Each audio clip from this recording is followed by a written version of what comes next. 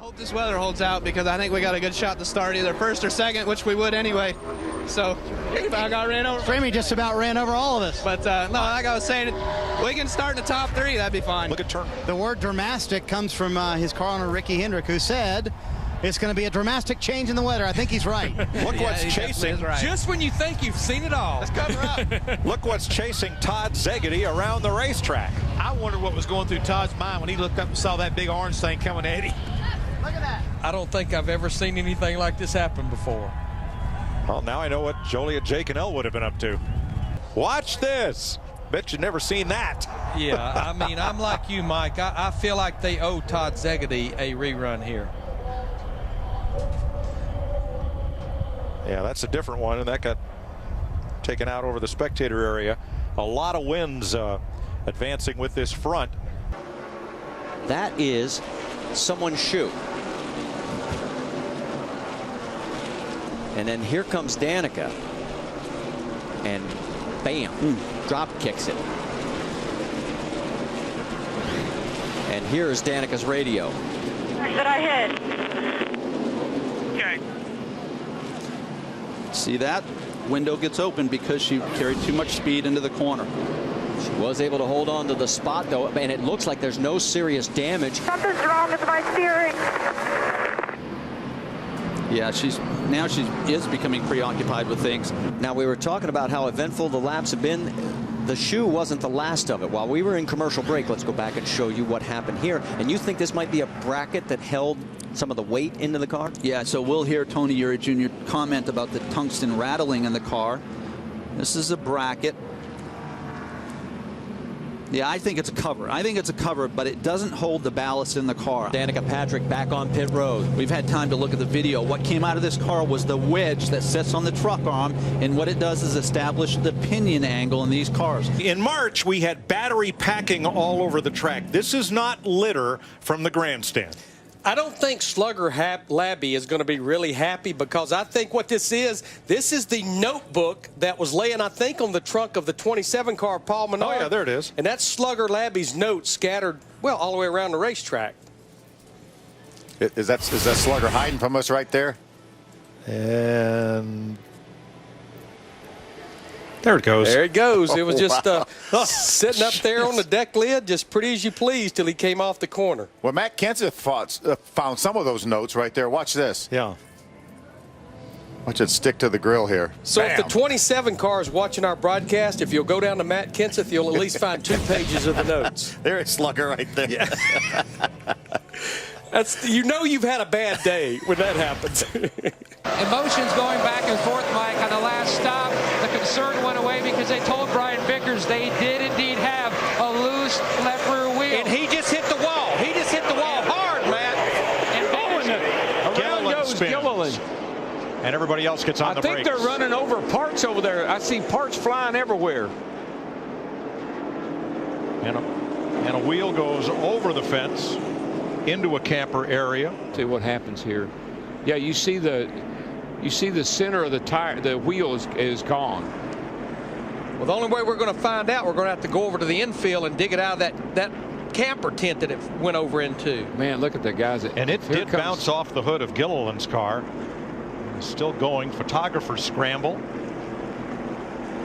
And it just missed the folks up on that scaffold. Oh, Trevor Bain and a car in the wall. Hard in turn number 1. If it's on fire in the car, I need you to Dale Earnhardt Jr. As soon as I can. If it's on fire in the car there. Wow, that thing is. Get low if you can. Come on low. Start working your way low. Work your way low. One more car. Come on down. Come on down. Turn left. It's on fire. Get out. He's bailing out that thing. There's a lot of grass and mud on the nose of Jimmy Johnson, the 48 team. I just think even if the grass was dry, with these cars being on the ground so low, I don't think you can clip that grass like you used to. Wow, did that push back the Lexan windshield and everything? I think that left front corner, that nose looks pretty heavily damaged. Well, look how bad it bent that windshield bracket. If he's got problems with the windshield and the left side of the nose. Yeah, I didn't know what was going to happen there. I mean, I knew I got ahead of him, going into 3. I couldn't pass him. I passed him, but I wasn't passing him. You know, and luckily right before I put the afterburner on, the caution must have come out. So I'm going to go with NASCAR on that one. I'm not sure if everybody here agrees, but I certainly do. And there was a lot of debris out on that racetrack, too. Yeah. I'm not sure if they were Pepsi cans or beer cans, but there's a lot of aluminum out there on the track, that's for sure. So I did a burnout over all those cans. And, man, I tell you what, it just feels great to get back to victory lane and to celebrate these guys right here. This is one awesome race team right here.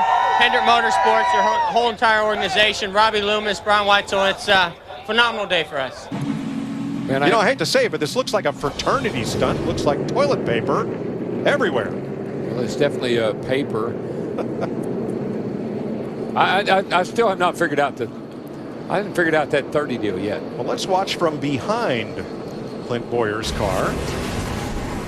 Out back Jimmy Johnson's car. Watch the front end of Joey Logano's car here.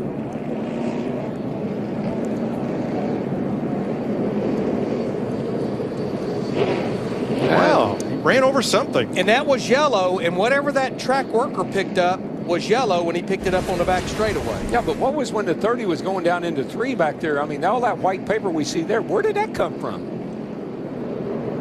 Well, that's a mystery.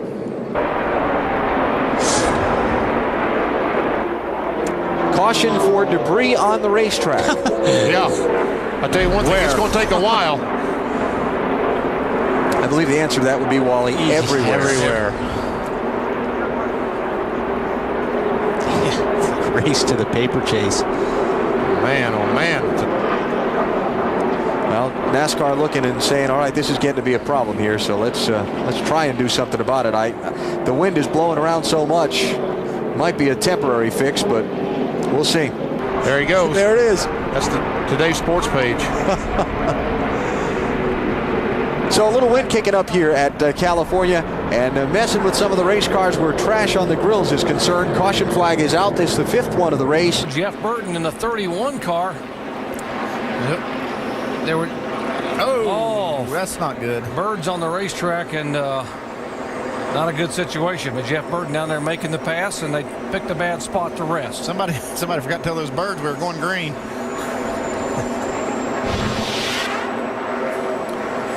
You know, normally that could do some damage to the front of these, but these cars are so much tougher in the front that I don't think it did much damage. I don't think that was big enough. You can hit a buffalo with these things and it wouldn't bend them, I don't think.